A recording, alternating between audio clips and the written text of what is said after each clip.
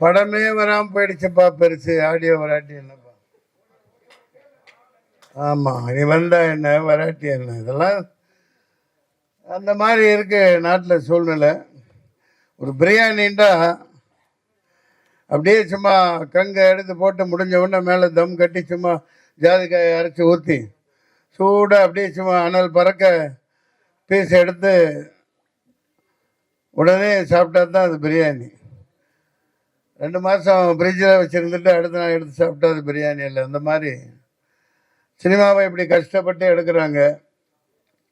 ரொம்பவும் கஷ்டப்பட்டு இதை பார்த்திங்கன்னா அந்த கதாநாயகி சொன்னாங்க, இவர் டைரக்டர் கூட சொல்லலை, மதுரைக்கா சொன்னாங்க, அந்த நீங்கள் பார்த்த ஜல்லிக்கட்டு காட்சியிலெல்லாம் நிஜமாகவே கஷ்டப்பட்டு ஆளுகளை வச்சு ரொம்ப பயங்கரமாக எடுத்திருக்காங்க. ஆரம்பத்தில் பார்க்கையில் எனக்கு கொஞ்சம் என்னடா இது, நம்ம பிராங்க் ஸ்டார் ராகுல் எல்லாம் போட்டு கலாச்சிக்கிட்டு நல்லா நடிச்சிருந்தாங்க. நிறைய புதுமுக நடிகர்களை எல்லாம் அறிமுகப்படுத்தியிருக்காரு. அதுக்காக நான் பாராட்டு சொல்லணும். ரொம்ப கஷ்டப்பட்டு இப்படி எடுக்கிறவங்களையெல்லாம் ஊக்குவிக்கணும். அப்புறம் பார்த்தா பயங்கரமான செகண்ட் ஹாஃபில் அடித்து நிகழ்த்திட்டாங்க. அதாவது இது சாபக்கேடு. நம்ம ஊரில் இந்த ஜாதியினால், இன பிரச்சனைனால இந்த கபடி, இந்த மாதிரி ஜல்லிக்கட்டு, பல போட்டிகளில் பல திறமசாலிகள் வர முடியாமல் வரவிடாமல் மிகப்பெரிய கொடூரங்கள் நடக்குது. மேலே வரைக்கும் பாருங்க, வினேஷ் போகத்தா ஒரு தங்கப்பதக்கம் வாங்கிட்டு வந்திருக்க முடியாது ஒலிம்பிக்கில். மேலே இருக்கிற ஆட்சியாளர்களே அதை தடுக்கிறாங்க. இந்த மாதிரி ஒரு சூழ்நிலை, இந்த மாதிரி ஒரு சாபக்கேடு இந்த நாட்டில் இருக்கிற வரைக்கும் இந்த நாடு உருப்படாது. எத்தனை ஆட்சிகள் வந்தாலும் சரி, எத்தனை அதிகாரங்கள் மாறினாலும் சரி, அடிமட்டத்திலேருந்து ஒரு பல்சர் மாதிரி, ஒரு கருப்பன் மாதிரி இந்த நாடு உண்மையான ஒரு ஜனநாயகத்தை இன்னும் பார்க்க முடியாத இருக்கையில் இப்படி ஒரு தவறான கைகளில் மாட்டிட்டு இருக்கையிலே ஒரு தைரியமான ஒரு கதையை அவர் எடுத்திருக்கார். அதற்காக மனந்திறந்து நான் இவரை பாராட்டுகிறேன். மிகப்பெரிய சாதனை, தைரியமாக எடுத்திருக்கார்.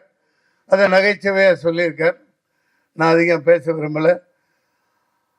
நீங்களே பார்த்துருக்கீங்க, தென் மாநிலங்களில் பல இடங்களில் இந்த ஆணவ படுகொலை, ஆணவ கொலை, ஒருத்தர் வந்துடக்கூடாது, ஒருத்தரை மட்டும் தட்டியை வச்சிருக்கணும் அப்படிங்கிற போக்கு என்னைக்கு ஒழியுதோ அப்போ தான் முந்தானத்தை நம்ம கொண்டாடின குடியரசு தினத்தின் உண்மையான அர்த்தம் நிற்கும் இந்த நாட்டில். பாபா சாஹேப் அம்பேத்கர் 7-8 பேர் சேர்ந்து எழுதுனாங்க. அந்த 2.5 வருஷமாக அங்கே ஃபின்லாண்ட், லண்டன், இங்கே போய் டென்மார்க், பல நாடுகளில் போய் 8 பேர் கொண்ட குழு. அதில் Ambedkar draft and committee leader. எனது கைகள் இழுக்கப்படுகின்றன, எனது கைகள் இழுத்து செல்லப்படுகின்றனெல்லாம் வேதனையாக சொன்னார். அதே மாதிரி ஒரு தடவை அதே அமைச்சராக இருக்கையில் பாராளுமன்றத்தில் சட்டத்தை எரித்தார். இன்னமும் அதுக்கான தேவை அதிகமாயிட்டே வருது.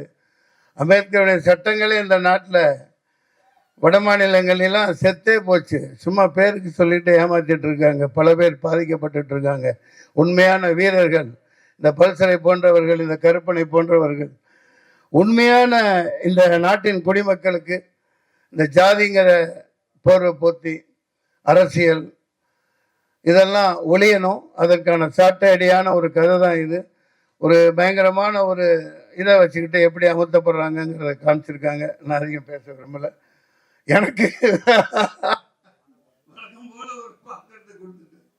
எப்போ போனாலும் ஷூட்டிங் போனாலும் நல்ல ஆவி பறக்க பிரியாணி கொடுத்து சாப்பிட வச்சிடுறாரு. படத்தில் பார்த்துருப்பீங்க, நான் சாப்பிட்டுக்கிட்டே தான் இருப்பேன். ஆமாம், அது என்ன பண்ணுறது, அது ஒன்றும் பண்ண முடியாது நம்ம. நன்றி. இந்த படத்தை நீங்கள் மக்கள்கிட்ட கொண்டு போய் சேர்க்கணும். மற்றவங்க இதை பற்றி பத்திரிகையாளர் யாரும் முக்கியமானவங்க பேசுனா ரொம்ப நல்லா இருக்கும். ரைட், நன்றி, வணக்கம். சொல்ல மறந்துட்டேன், உங்கள் ரொம்ப அற்புதமாக நடிச்சிருந்தாங்க எல்லா கதாநாயகிகள். சின்ன பாத்திரங்கள்லாம். தினேஷ் வழக்கம் போல் வர முடியல. அவர் ஒரு அற்புதமான மனிதர். நான் பாராட்டுறதுக்கெல்லாம் சொல்லலை. அவர் ஒரு நடிகருங்கிற இதே அவர்கிட்ட இருக்கார். அதை எப்படி சொல்கிறதுன்னே புரியல. அப்படி ஒரு எளிமையான மனிதர். அவர் எந்த பந்தாவோ எந்த இதுவுமே இல்லாமல் பூமியில் கால் எடுத்து வச்சு நடக்கணும்னா கூட தினேஷ் இங்கே இல்லை. பூமி கேட்டுட்டு தான் கால் வைக்கட்டுமா வேணாமான்னு கேட்டுட்டு தான் பேசுகிறதா இருந்தாலும் சரி, கதாநாயகிட்ட பேசுகிறதா இருந்தாலும் நான் பேசலாமா, இந்த வார்த்தையை யூஸ் பண்ணலாமா, அந்த மாதிரி ஒரு அடக்க ஒடுக்கமான புள்ள. அவர் அட்டகத்தின்னு தினேசன் அறியப்பட்டார், டைரக்டர் அறிமுகப்படுத்துகிறாங்க. இது பெரிய பெரிய படங்கள் வந்து பெரிய அளவுக்கு போவார். அது அட்டகத்திங்கிறத நான் எப்படி பார்க்குறேன்னா, அது பெரிய சாதனை பண்ணினது. கே பாலச்சந்தர் அவர்கள் ரஜினிகாந்த் அறிமுகப்படுத்தியில் சுருதி பேதம்னு தான் ஆரம்பிச்சிருப்பார்.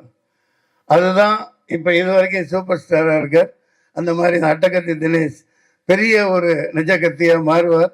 மக்களை குத்தாத வரைக்கும் பெரிய அளவு வருவார். நன்றி, வணக்கம். வணக்கம். வந்திருக்க ப்ரெஸ் மீடியா எல்லாருக்கும் ரொம்ப சந்தோஷமா இருக்கு எனக்கு இந்த மேடை கிடைச்சதுக்கு. எனக்கு இந்த வாய்ப்பு கொடுத்ததுக்கு டைரக்டருக்கு ரொம்ப ரொம்ப நன்றி. பிகாஸ் இப்பெல்லாம் வந்து ஒரு பெரிய ஆர்டிஸ்ட் கூட நடிக்கிறதுன்றதே வந்து ஒரு பெரிய விஷயமா இருக்கு அப்கமிங் ஆர்டிஸ்டுக்கு. அந்த வகையில தினேஷ் சார் கூட நடிச்சது எனக்கு ரொம்ப ரொம்ப ஒரு சந்தோஷமான விஷயம். இந்த படம் வந்து எனக்கு அடுத்த கட்டத்துக்கு கொண்டு போகிறதுக்கான ஒரு நல்ல ஓப்பனிங்கா இருக்கும்னு நான் நினைக்கிறேன். என்னோட பார்ட் வந்து ரொம்ப சின்னதா இருந்தாலும் நான் அதை ரொம்ப என்ஜாய் பண்ணி பண்ணேன். எனக்கான ஸ்கோப் வந்து நல்லாவே கொடுத்துருந்தாங்க இந்த படத்துல. தினேஷ் சாரும் ரொம்ப ஃப்ரெண்ட்லியா இருந்தாங்க. நிறைய சொல்லி கொடுத்தாங்க. ஒரு சின்ன சின்ன விஷயமும் நீங்க இதை இப்படி பேசலாம், இது பண்ணலாம் அப்படின்ற மாதிரி. ஸோ தினேஷ் சாருக்கு ரொம்ப நன்றி. அப்புறம் கேமராமேன் சார், அதுக்கப்புறம் மன்சூர் அலிகான் சார்ல இந்த படத்துல இருந்திருக்காங்க. ஆனா இவங்க கூட எல்லாம் எனக்கு வந்து பெருசா காம்பினேஷன் இல்லைனாலும் இந்த படத்துல அவங்க இருந்த படத்துல நான் நடிச்சதே எனக்கு ஒரு பெரிய விஷயமா இருக்கு. ரொம்ப ரொம்ப நன்றி. Thank you present media. அனைவருக்கும் வணக்கம். கருப்பு பல்சர் படம் எல்லாரும் பார்த்துருப்பீங்க. வெளில வந்து தன்னோட விளையாட்டு தளத்தை 2ஆம் பகுதியில் ஒரு சீறி வரும் காளையா எப்படி ஒரு ஜல்லிக்கட்டு ஒரு விறுவிறுப்பான போட்டியாக இருக்குமோ அந்த மாதிரி 2ஆம் பாகத்தில் எல்லாரையுமே உட்கார வச்சு ரசிக்க வச்சுட்டு இந்த படம். இந்த படத்தில் நான் ஒரு கேரக்டர் பண்ணியிருக்கேன். சார் கூட தான் பண்ணேன். சார் கூட நடித்தது தான் ஃபஸ்ட்டு படம். எனக்கு ஒரு புது நடிகனாக இல்லாமல் முழு சப்போர்ட் கொடுத்தாங்க. இப்படி தாண்டா வரணும், இப்படி தாண்டா பண்ணணும் அப்படின்னாங்க. இந்த நேரத்தில் சாருக்கு நன்றி சொல்லிக்கிறேன். இந்த வாய்ப்பு கொடுத்த இயக்குனருக்கு நன்றி. இந்த படத்தை நல்லபடியாக மக்கள்கிட்ட சேர்த்து ஒரு வெற்றி படமாக ஆக்க உங்களை எல்லாரையும் வேண்டி விரும்பி கேட்டுக்கிறேன். நன்றி, வணக்கம். எல்லாருக்கும் வணக்கம். ரொம்ப நன்றி இன்னைக்கு இங்கே வந்து ப்ரெசென்ட் பண்ணிக்கிட்டது உங்களை இங்கே ப்ரெசென்ட் பண்ணிக்கிட்டதுக்கு. கருப்பல் சார் நீங்கள் பார்த்துருக்கீங்க. ஸோ உங்களுக்கு இதில் என்னெல்லாம் பிடிச்சிருக்கு அப்படின்றத ரொம்ப பாசிட்டிவாக மக்கள்கிட்ட நீங்கள் கொண்டு போய் சேர்ப்பீங்கன்னு நாங்கள் நம்புகிறோம். ஜல்லிக்கட்டு போர்ஷன்ஸ்லாம் நீங்கள் என்ஜாய் பண்ணியிருப்பீங்கன்னு நம்புகிறேன். ஸோ அந்த மாதிரி ரொம்ப முக்கியமான எலிமெண்ட்ஸை, இன்ட்ரெஸ்டிங்கான பார்ட்டை மக்கள்கிட்ட நீங்கள் கொண்டு போய் சேர்க்கணும். நடிக்கிறது ப்ரொஃபஷன் இதெல்லாம் தாண்டி ஒரு நல்ல டீம் கூட, நல்ல மனுஷங்க கூட நான் ஒர்க் பண்ணியிருக்கேன்னு எனக்கு ரொம்ப ஹாப்பியாக இருக்கு, இன்க்ளூடிங் தினேஷ் சார். ஸோ அங்கே ஒரு ஃபேமிலி மாதிரியே உண்மையாக இருந்தாங்க. இந்த படத்தில் நீங்கள் பார்த்த ஃபேமிலி பார்ட்லாம் உண்மையாகவே எங்கள் ஃபேமிலி மாதிரி எல்லாரையும் ட்ரீட் பண்ணாங்க. ஸோ நான் சொன்ன மாதிரி உங்களுக்கு பிடிச்சது எல்லாத்தையும் ரொம்ப பாசிட்டிவான நல்ல விஷயங்கள் இந்த படத்தை பற்றி மக்கள்கிட்ட கொண்டு போய் சேர்க்கணும்னு உங்களை வேண்டி கேட்டுக்கிறோம். தேங்க்யூ. வந்திருக்க எல்லாருக்கும் வணக்கம். இந்த படத்தில் நான் வந்து மியூசிக் டைரக்டராக அறிமுகமாகிறேன்.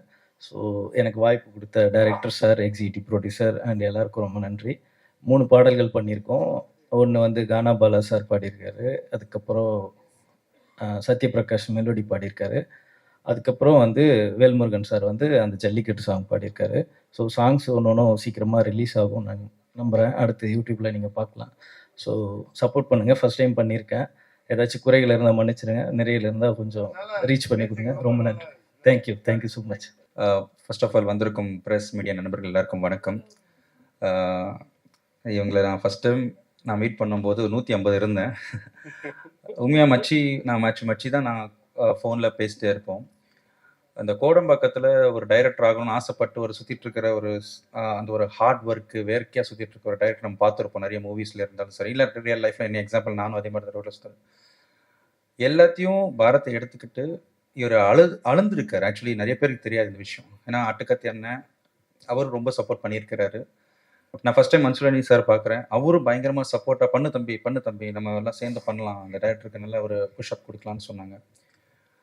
நான் பார்த்து லைக் எப்படின்னா ஒரு வேளை தான் சாப்பிடுவார். அது எதுக்கு நான் சொல்கிறேன்னா, மச்சி இல்லை மச்சி இந்த படம் எப்படியாவது கொண்டு வந்துடணும் மச்சி மச்சி அந்த ஒரு ஒரு பயத்தில் நிறைய ஹார்ட் ஒர்க் எவ்வளோ போராட்டம் நடந்துச்சு. பட் ஃபைனலி மேட் இட் மச்சான், ஃபைனலி மேட் இட்.